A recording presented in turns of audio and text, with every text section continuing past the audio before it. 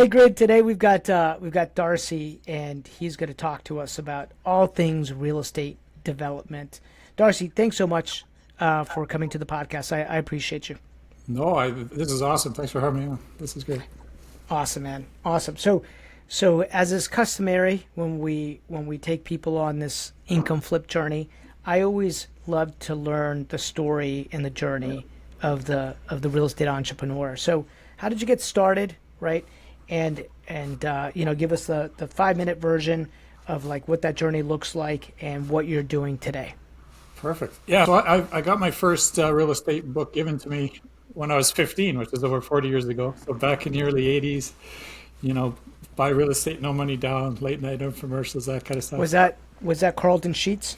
No, it was Robert Allen and No, yeah. a guy named Nicholson. There was a ton of them back then, so it was the Wild West back in the day. So I never got into it right away. Got into computers and actually was a computer guy from like 1996 to 2001. I lived and worked full time in South America. Met my wife there. She's Venezuelan. The kids were born down there. But I got burnt out. You know, they send you overseas and you make good money, but they work you. So I said, no, I'm going to come back home and I'm going to get into real estate. So that was 2001. So I came back. I started getting into flips. Did a few flips. A couple of them didn't sell. So now all of a sudden I'm a landlord. And I got the opportunity on one of my flips. The person next to me passed away. So I ended up buying that one too. And I said, I always wanted to kind of build new. So this is a great time. So I moved those two houses off. I split those two lots into four. I made sure each had utilities, and then I built four new houses, and I thought that was great.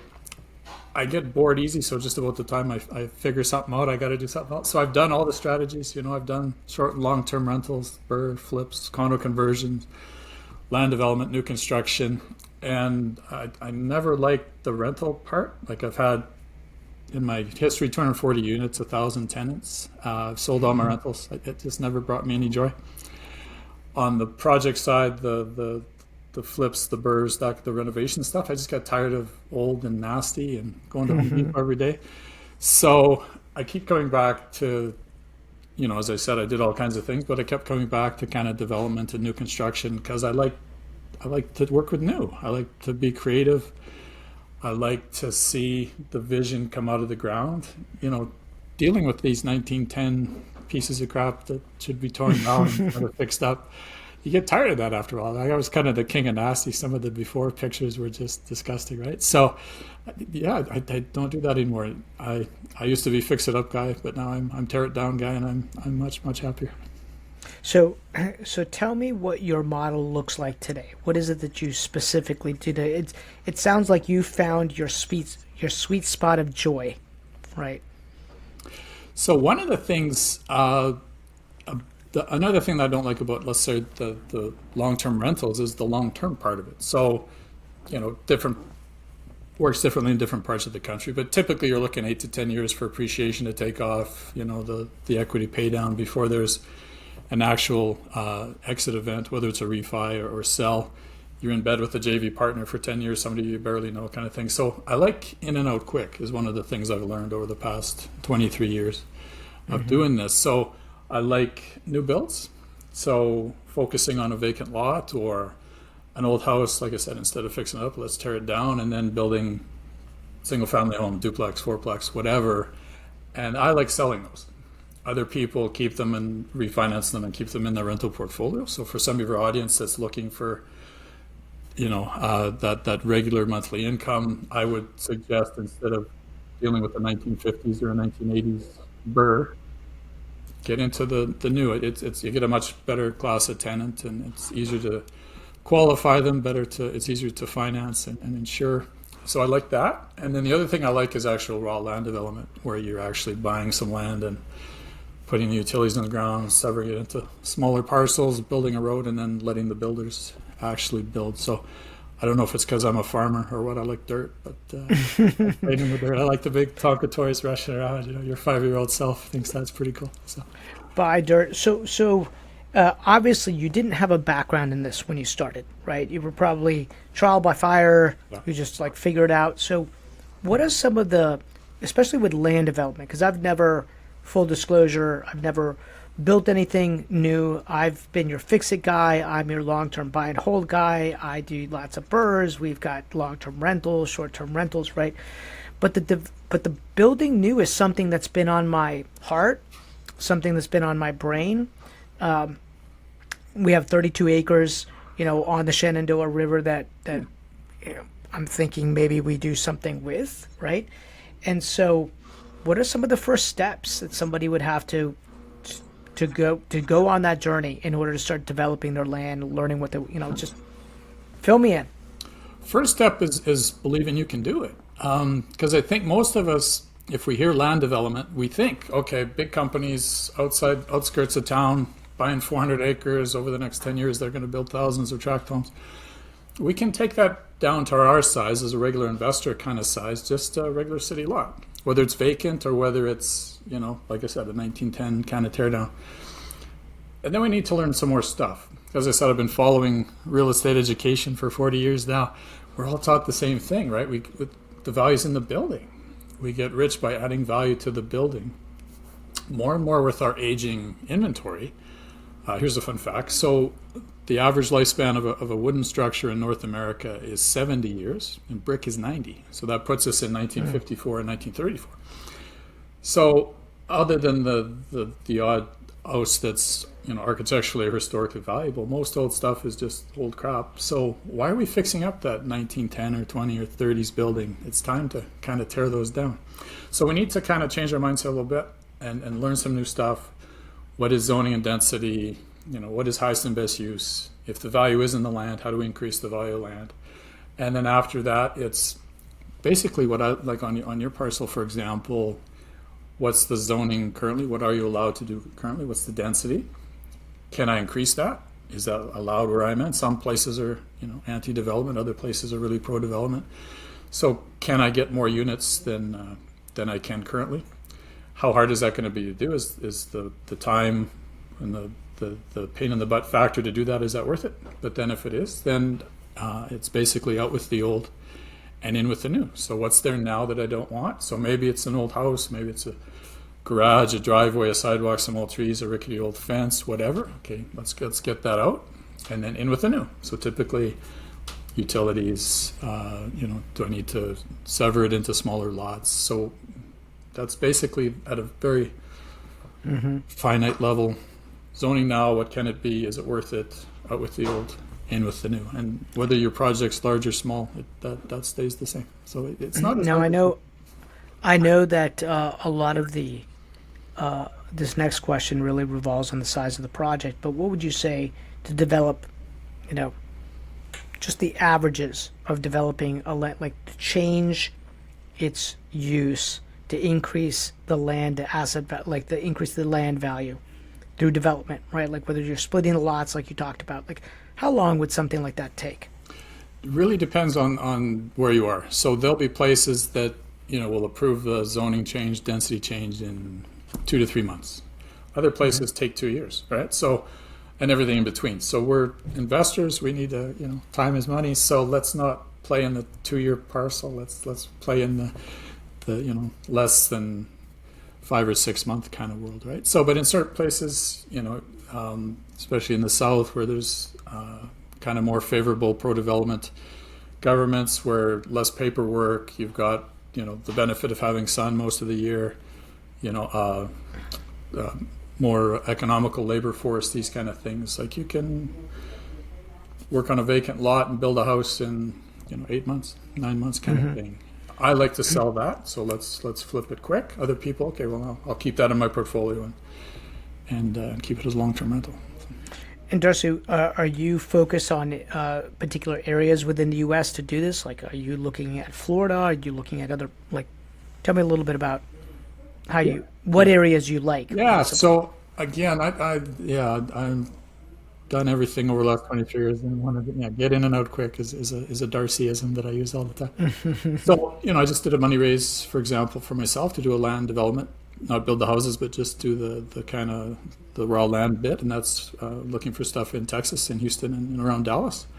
On the house side, I was talking to a builder just last week in Florida, and again, in and out in kind of 10 months. So that's pretty attractive as compared to a 8 or 10 year hold Sure. on a long-term rental, or even if you compare it to just a regular flip, you're in general you're getting higher returns in roughly the same time, or maybe a little bit more time. But the difference is your team's doing most of the work.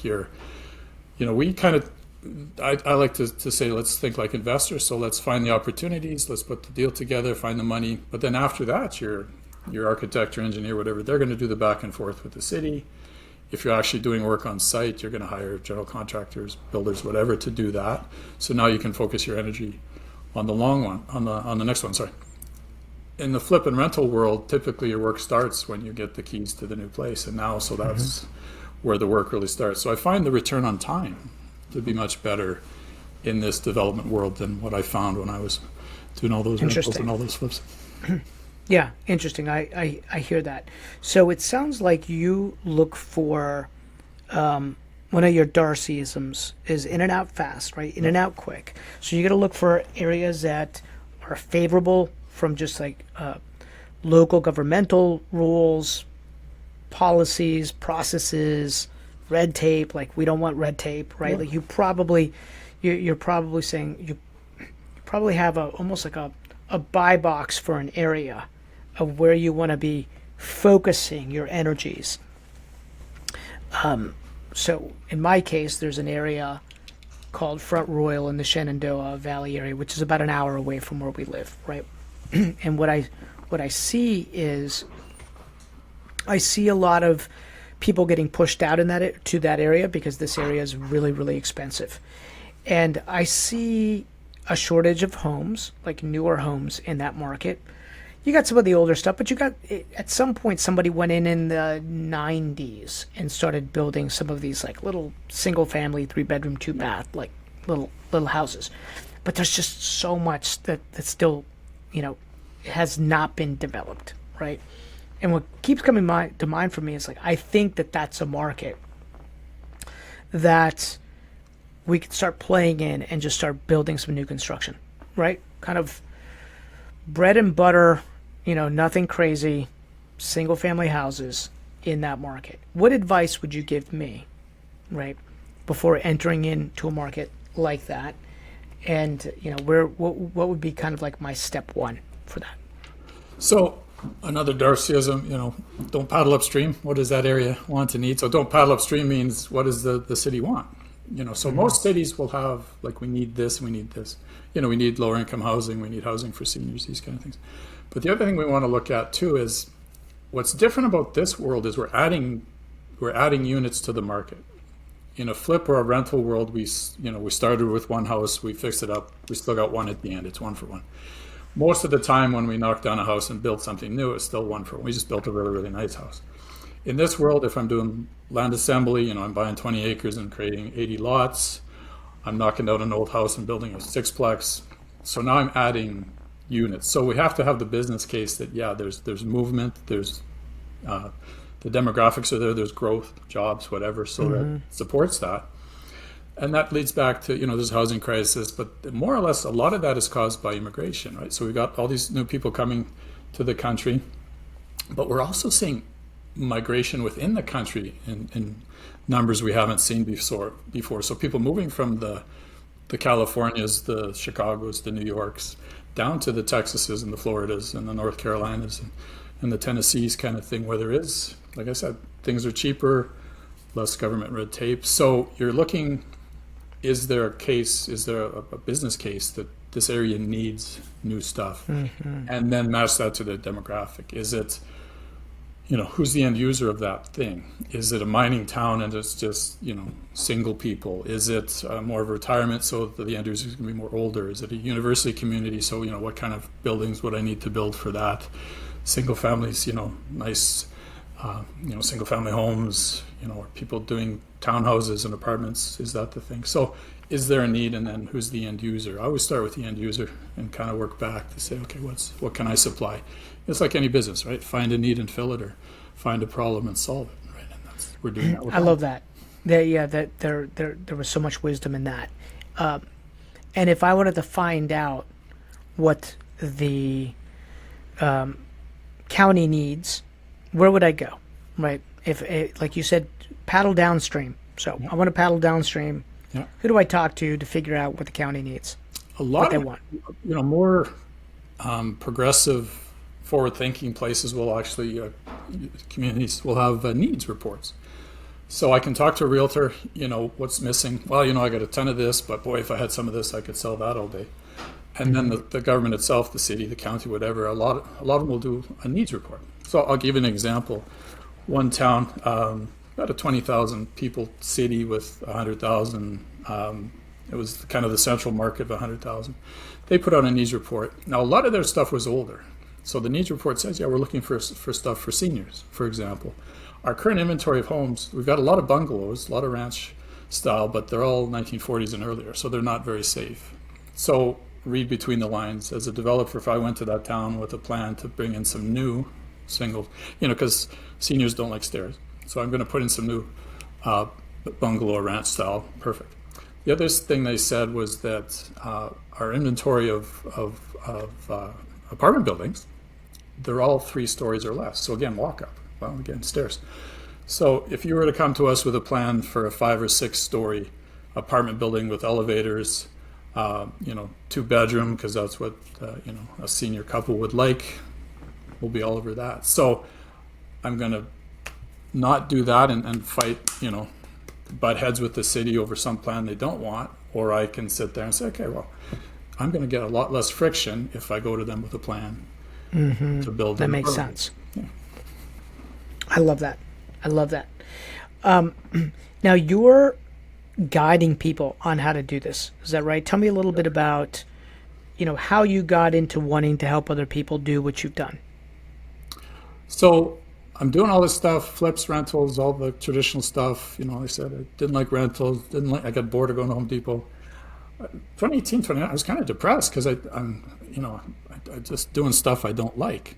And so I kind of pulled back and I started talking to other people and I realized there's kind of a need. Like I said, I've been watching real estate education for 40 years now. It's all the same, just flips, rentals. The bread and butter of the industry is buying an old house, fixing it up, keeping it, or selling it. Once in a while, something like rent to own was cool 10 years ago. Airbnb's been big for the last 5 years. So we get these kind of trends, but it's always just flips and rentals. So there was a missing need as I talked to people. A lot of investors weren't happy with the returns they're getting because it's getting harder and harder to do a lot of that stuff. And huge parts of the country now, it's really hard to cash flow a single family home. We're all going for multifamily, taking those courses, but there's nothing to buy at the end. There's massive competition because we're all reading the same books and watching the same podcasts and doing the same, we're all going for that same property, right? So what if there was a better way? What if we, a lot of us, we want to find a place that we can fix up, but we don't want it to be too nasty, right? We just want a little paint, new flooring, new lighting, and plumbing fixtures. If it's really disgusting and old, most of us don't know how to deal with that. Most investors don't know what to do with a vacant lot, right?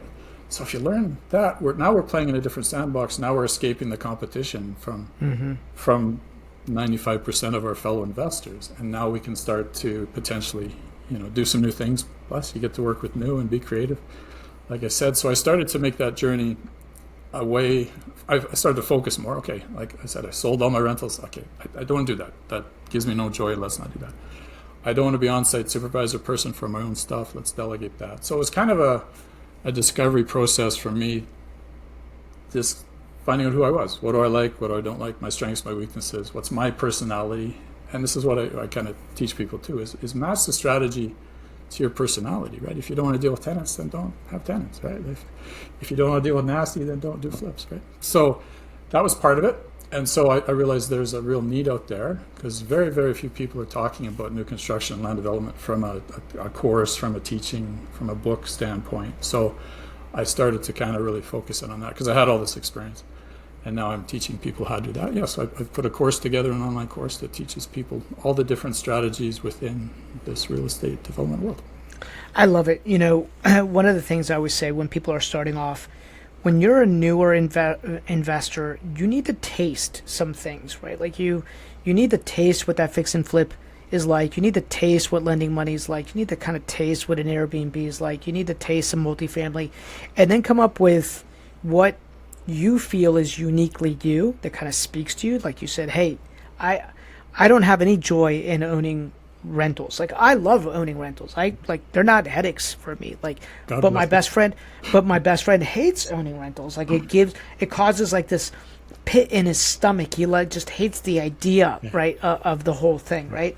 But he's a great lender. He loves lending money, right? He loves putting his dollars out to work. And so we all find our niche in this world, and it sounds like you've found yours and you want to help other people go on that journey.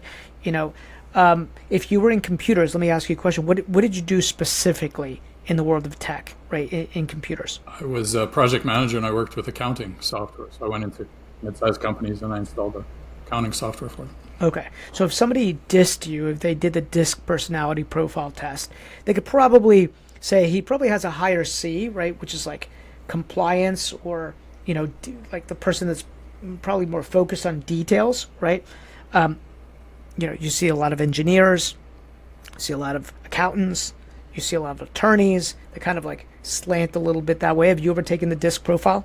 Just out of curiosity. No, but I'm probably the opposite of that. That's why I got out of computers, because I didn't like it either, right? So it was just, so I'm more creative.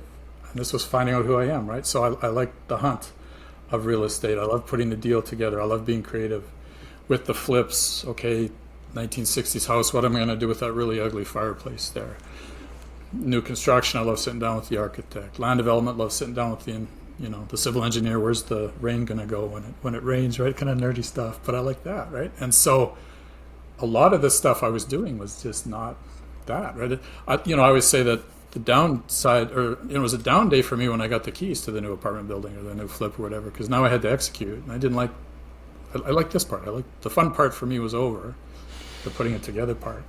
And you liked the putting it together, the creative piece. Yeah, putting it together. Interesting. You should take the DISC profile, because even though you like the creative part, you can have still a high, like if you enjoy meeting with the engineer to go through and looking at like where you're going to put stuff and do things, like you're essentially putting together a puzzle, right?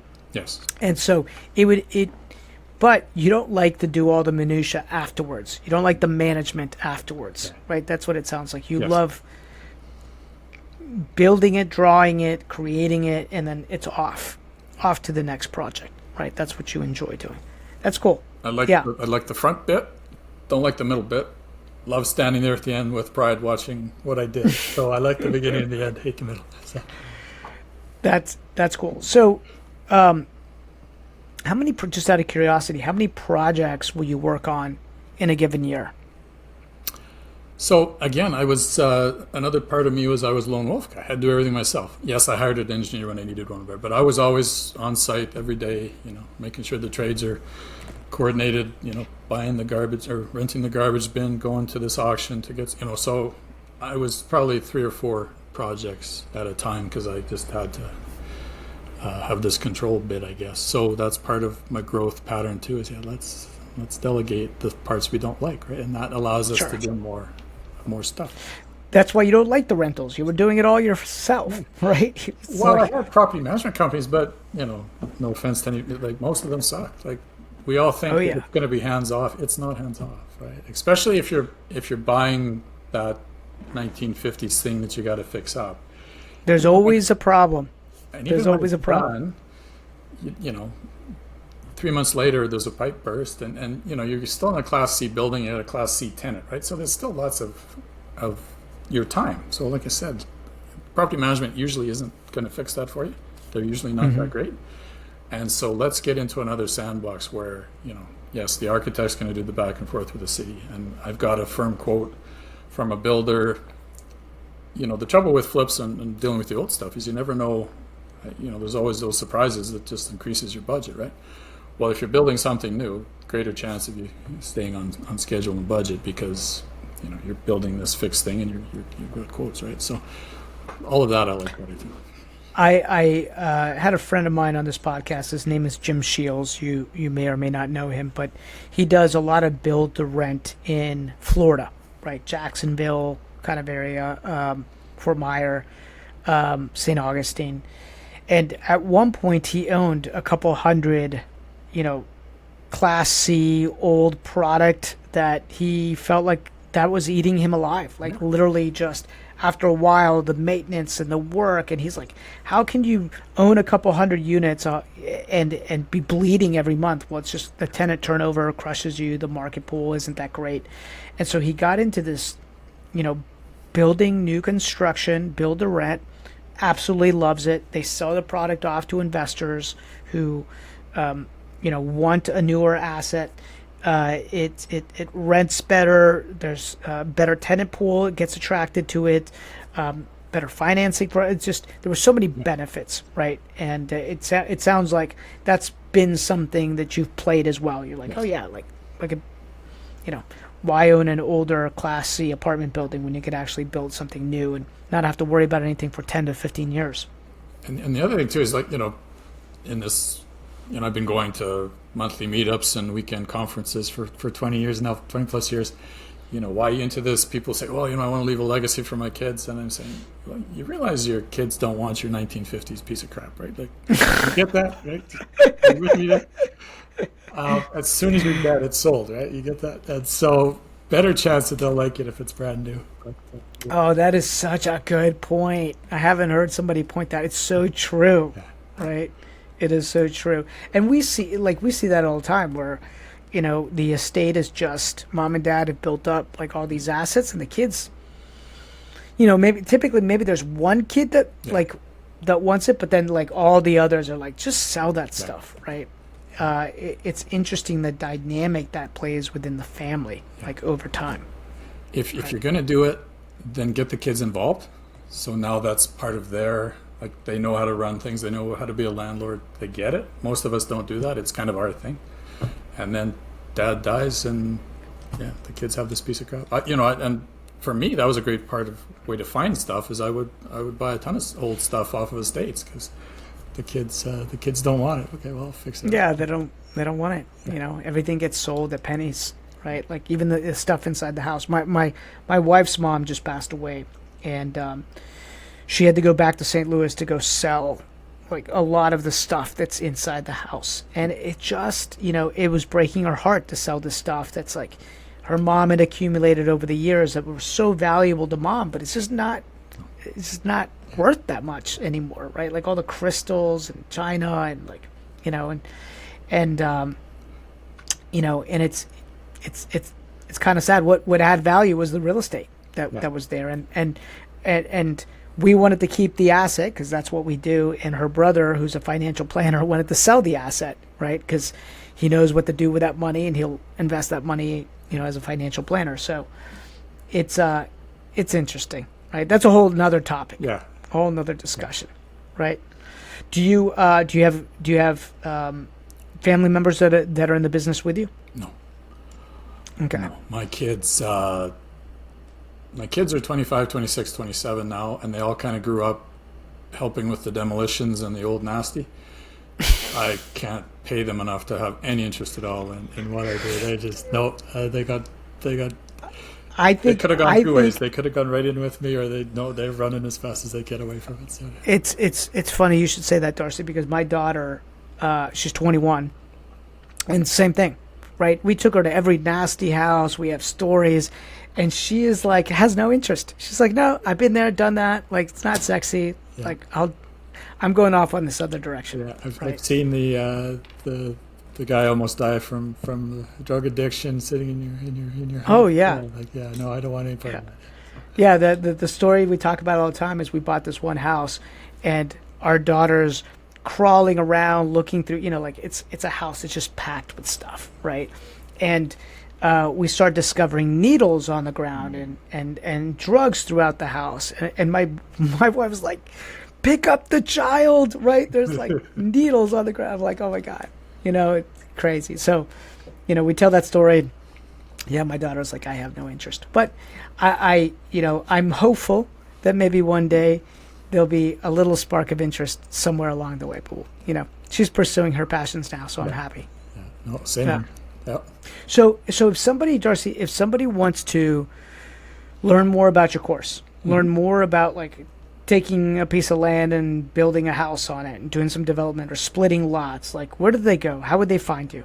Yeah, so just darcymarler.com, all one word, lowercase. That'll take you to the kind of the landing page for the course. There's testimonials and the curriculum and all that. And then I also got a YouTube channel. I've got like 130 videos talking specifically about all things development. And that's just go to YouTube and put in Darcy Marler channel. And it's some really deep, like it's not just fluff stuff. Like it's some really good Sure, stuff. it's So, deep, it's tactical, it's how you do it. That's awesome. yeah, and That's very awesome. few people are doing this. So yeah, it's, if you want to go down the rabbit hole, it's a pretty good place to go. Well, Darcy, thank you for spending some time on the income flip with us today. Like, I know our grid community appreciates it. I think this is probably the right message at the right time for me, right? A lot of times, you know, I've tasted a lot of different things in the world of real estate, and I've had this little itch about building new, right? Part of it started because I wanted to build something for with my parents so that they can kind of like, you know, age in place kind of thing. Right. You know, you're like, hey, can I bring them closer to me? Can we build a house where, you know, my mom is partially blind, so can we build a house that, you know, is safe for her? Can it be a dream home for them, kind of like a family compound? So I'm probably going to venture down that road within the next year or two. So we'll see. We'll see. So I now know where to go. Well, and that's interesting you said that too, because you know a lot of my students are more, they're at an age where they're more altruistic as well, right? I've got one student that wants to build a women's shelter, right? Another one, a lot of them are wanting to help with the housing crisis. There's a group that wants to build kind of a long-term facility for the physically challenged. So this world, the development world, is a great way to do that because, yeah, again, it's new and it's safe, and you can design things specifically for that community as opposed to retrofitting something from the 50s and kind of hope it works. So if you're of that mind too, then development is a really cool place to. Awesome. That's a great point. That's a great point. Well, thank you, Darcy. I appreciate your time. It was excellent to have met you, and thank you very much for this. Thank you, sir.